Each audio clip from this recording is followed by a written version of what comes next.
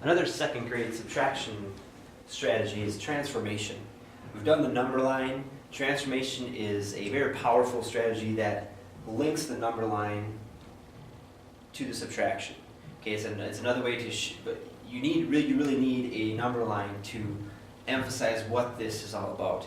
You've done transformation in addition. If you've done that, it'll be very easy to do transformation in subtraction. Even if you haven't done it in addition, transformation for addition, you can still do a subtraction because the number line makes the strategy very powerful.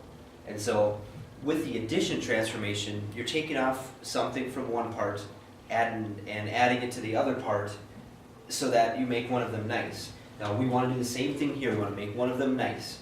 We don't want to make this one nice though, the first one, because then it would be subtracting across zeros and that would be silly. We want to make the second one nice and adjust the first one however we can. So we want to change that second one to a 20. And so the thing I'll write this down, 46, take away 22. We want to change this one to be 20 because that's a nice number. Now students will say, well, we took 2 off of here, we're going to add 2 onto here because that's how we did it for addition, but that's not right. You need to take off 2 from both of these because if you're taking off something from the part, you're really taking something off from the whole as well when you're doing the subtraction. And so you end up, this is the whole, this is the part, so it really changes to 44, take away 20, which ends up being 24. Now, students are going to be confused if that's all you show them. If you don't show them how it works on a number line, they're going to be confused. And realistically, you don't even have to show this, you can just show it on a number line, and it'll be way easier for the students to do. And so, what I'm going to do is I'm going to use the highlighter feature because it's a little thicker, and you'll see why it maybe is a little important to be a little thicker in a second. So I want to go from 22 to 46, and I ended up, it's not exact science, so I ended up coming up a little short because it ended up starting a little early. And so we'll see how that works, see if it's how I want it to be. I change it back to the arrow, the selection tool, and I can move this so that it is 46, take away 22. And so it goes a little over 22, a little over 46. That's okay, I'm not really too concerned about that. Now the power of the strategy is I want this second number to be nice. And I'm taking 2 away from it.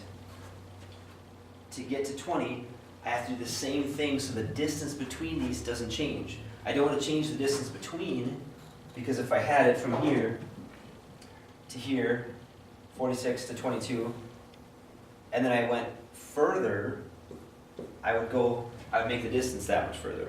I don't want to do that. So what I want to do is I want to take this and I want to move it to 20 and keep my distance the same, and you'll see what that does to the number. Okay, so it ends up, I moved that over, the distance stayed the same. I adjusted the whole by the same thing, so I'm taking 2 off of both of them because if I reduce a part, I'm reducing the whole by the same amount. Okay, so now it's 44, take away 20, which gives me my 24. And so the visual of this is important for them to see how this works. Okay, so let's try on this one.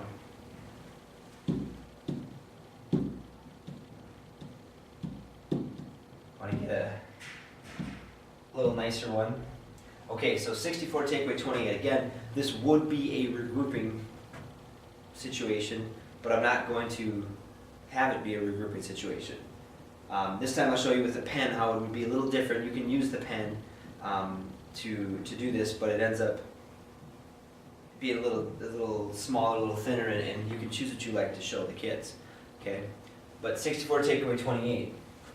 So I know I'm going from 28 to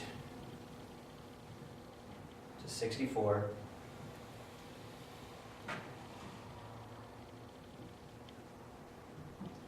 And maybe this way ends up being a little more exact than the highlighter. Okay, so now I want to adjust one of these. I want to adjust this one. I don't want to adjust this one to make this nice because then I'm subtracting again across zeros. I want to adjust this one. Easy to see that I should just, the nicest landmark to that, 30. If they can round, then they would know that going up to 30 is the nicest way. So I just take my line, move it over to 30, and I end up getting,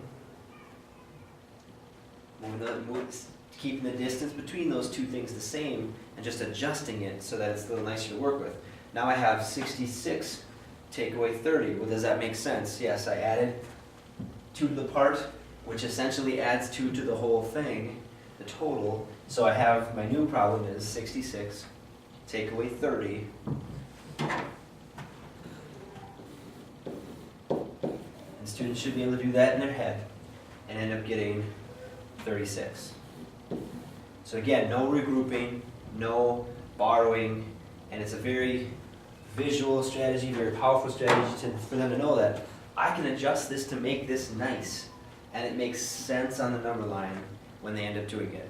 They use their landmark rounding type skills to get this, and it ends up being a very easy strategy for a lot of kids to use in double-digit subtraction.